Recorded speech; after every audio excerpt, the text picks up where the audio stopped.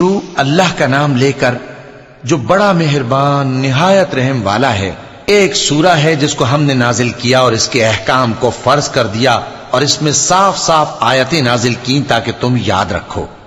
بدکاری کرنے والی عورت اور بدکاری کرنے والا مرد جب ان کی بدکاری ثابت ہو جائے تو دونوں میں سے ہر ایک کو 100 درے مارو، اور اگر تم اللہ اور روز آخر پر ایمان رکھتے ہو تو اللہ کے قانون کو نافذ کرنے میں تمہیں ان پر ہرگز ترس نہ آئے، اور چاہیے کہ ان کی سزا کے وقت مسلمانوں کی ایک جماعت بھی موجود ہو۔ بدکار مرد تو بدکار یا مشرک عورت کے سوا کسی سے نکاح نہیں کرتا، اور بدکار عورت کو بھی بدکار یا مشرک مرد کے سوا اور کوئی نکاح میں نہیں لاتا، اور یہ یعنی بدکار عورت سے نکاح کرنا مومنوں پر حرام ہے۔ اور جو لوگ پرہیزگار عورتوں کو بدکاری کا عیب لگائیں اور اس پر 4 گواہ نہ لائیں تو ان کو 80 درے مارو، اور کبھی ان کی شہادت قبول نہ کرو، اور یہی بد کردار ہیں۔ ہاں، جو اس کے بعد توبہ کر لیں اور اپنی حالت سنوار لیں تو اللہ بھی بخشنے والا ہے، مہربان ہے۔ جو لوگ اپنی بیویوں پر بدکاری کی تہمت لگائیں اور خود ان کے سوا اور گواہ نہ ہوں تو ہر ایک کی شہادت یہ ہے کہ پہلے تو 4 بار اللہ کی قسم کھائے کہ بے شک وہ سچا ہے، اور 5ویں بار یہ کہے کہ اگر وہ جھوٹا ہو تو اس پر اللہ کی لعنت۔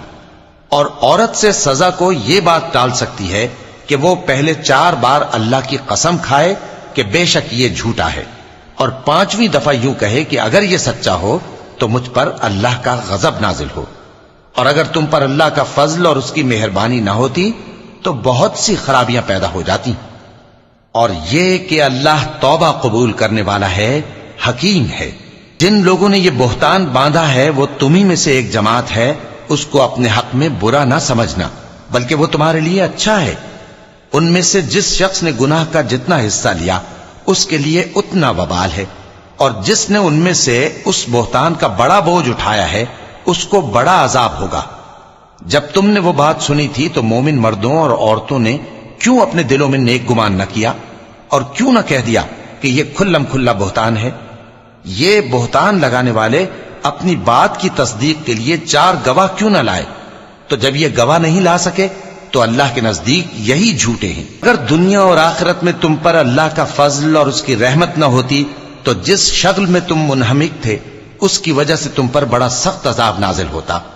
جب تم اپنی زبانوں سے اس کا ایک دوسرے سے ذکر کرتے تھے اور اپنے منہ سے ایسی بات کہتے تھے جس کا تم کو کچھ بھی علم نہ تھا، اور تم اسے ایک ہلکی بات سمجھتے تھے، حالانکہ اللہ کے نزدیک وہ بڑی بھاری بات تھی۔ اور جب تم نے اسے سنا تھا تو کیوں نہ کہہ دیا کہ ہمیں شایع نہیں کہ ایسی بات زبان پر لائیں؟ پروردگار تو پاک ہے، یہ تو بہت بڑا بہتان ہے۔